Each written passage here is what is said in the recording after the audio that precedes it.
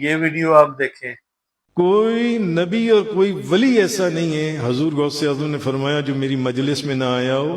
حضور غوث اعظم کی مجلس ایک ایسی مجلس تھی جس مجلس میں صرف انسان نہیں ہوتے تھے، جنات بھی ہوتے تھے۔ اب اس کو کیا کہیں گے؟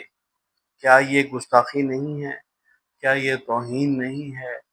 کیا یہ اور ہو کن کی طرف سے رہی ہے؟ جو اہل اللہ کو ماننے والے ہیں۔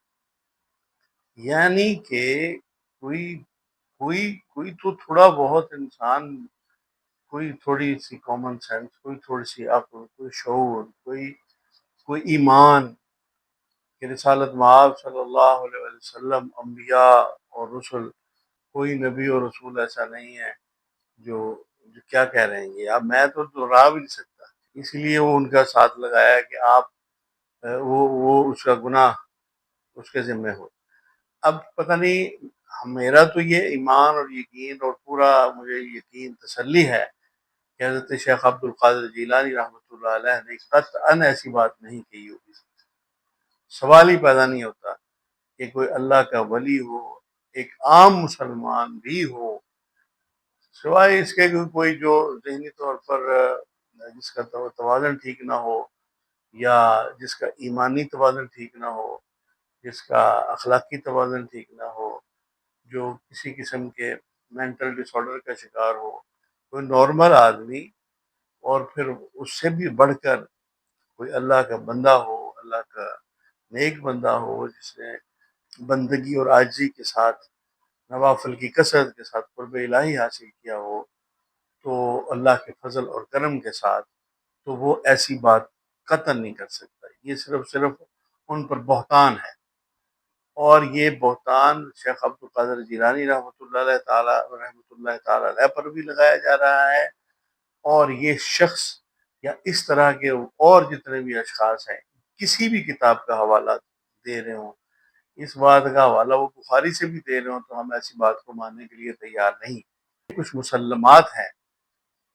اب یہ توہین، مطلب یہ توہین میں نہیں آتی بات، یہ رسالت کی توہین میں بات نہیں آتی کہ امتی کے مجلس میں انبیاء کو شریک کیا جا رہا ہے۔ کوئی خوف خدا کرے یار، کہاں سے آپ ایسی باتیں نکال لیتے ہیں؟ ان کتابوں کی اوتھینٹسٹی کیا ہے؟ کوئی بھی بات، کوئی بھی کسی بھی کتاب میں غوث پاک کے نام سے کوئی بندہ لکھ دے گا تو بس آپ اس کے پیچھے لگ جائیں گے، آپ اس کو مان لیں گے۔ آپ کو یہی اندازہ نہیں ہو رہا کہ آپ اس سے رسالت کی توہین کر رہے ہیں۔ یہ کوئی بتانے والا نہیں ہے۔ اہل سنت و جماعت کے جو بریلوی علماء ہیں، ان میں سے کوئی، کتنے بڑے بڑے نام ہیں جن کا جنہوں نے صحیح معنوں میں دین کا کام کیا ہے، وہ لوگ بھی ان لوگوں کو بتاتے نہیں، روکتے نہیں۔ کوئی تو چیک اینڈ بیلنس ہونا چاہیے، کوئی تو اس کے روک ہونی چاہیے کہ جو کوئی قصہ، کہانی، واقعہ جس کا کوئی سر ہو نہ پیر ہو، جو منہ میں آتا ہے بولتے چلے جاتے ہیں۔ ان کے اوپر بھی لگائیں نا، ان کے اوپر بھی لگائیں۔ یہ سب سے بڑا ظلم ہے کہ غوث پاک کی مجلس میں۔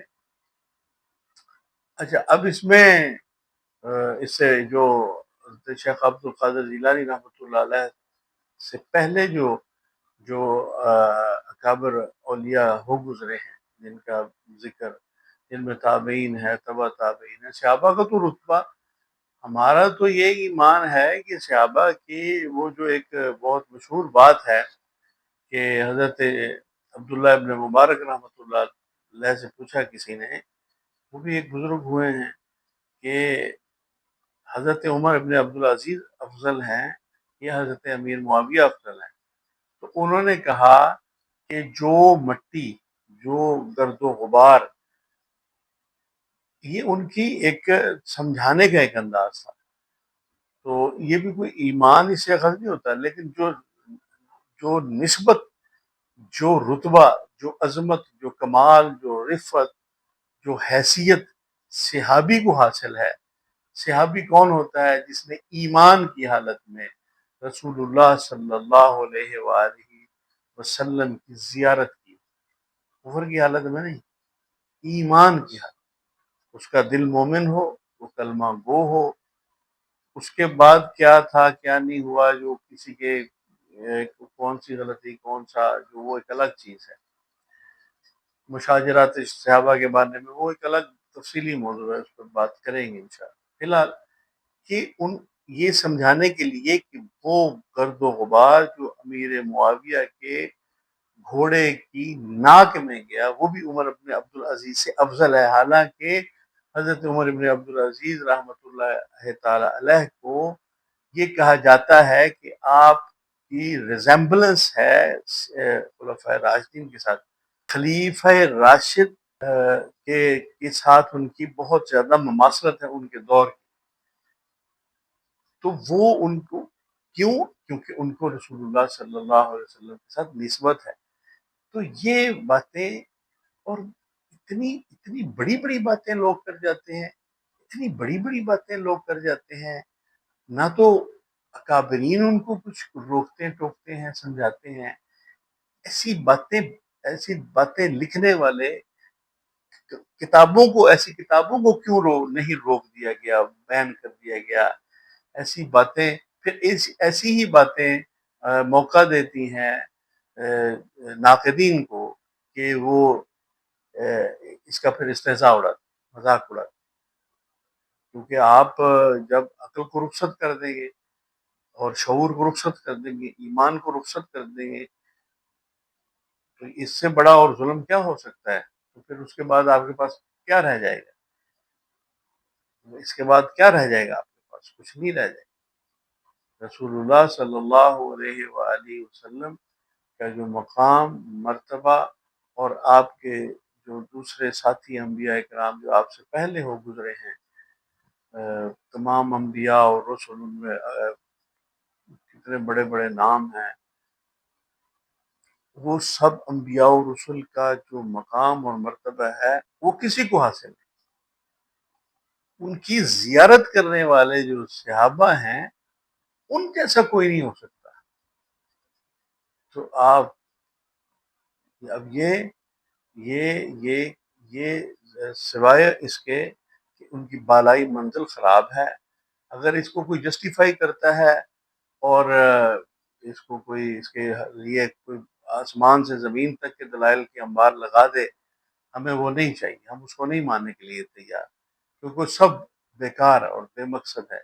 جب ہمارے پاس قرآن کریم موجود ہے، سنت رسول صلی اللہ علیہ وآلہ وسلم موجود ہے، اجماع امت موجود ہے، اور ایمان بھی تو کوئی چیز ہوتی ہے نا۔ کیا آپ کا ایمان یہ گوارا کرتا ہے کہ کسی امتی کی مجلس میں کوئی نبی آ کے ان گویا کہ وہ کیا میں آپ سمجھ سکتے ہیں یہ جو الفاظ ان کو بولنا بھی اگرچہ نقل کفر نباشد ہوتا ہے، لیکن میں کیوں اپنی زبان سے وہ الفاظ ادا کروں جو انہوں نے کیے ہیں؟ اس سے آپ اپنی کامن سینس کو استعمال کر کے سمجھ سکتے ہیں کہ اس کا مقصد کیا ہے۔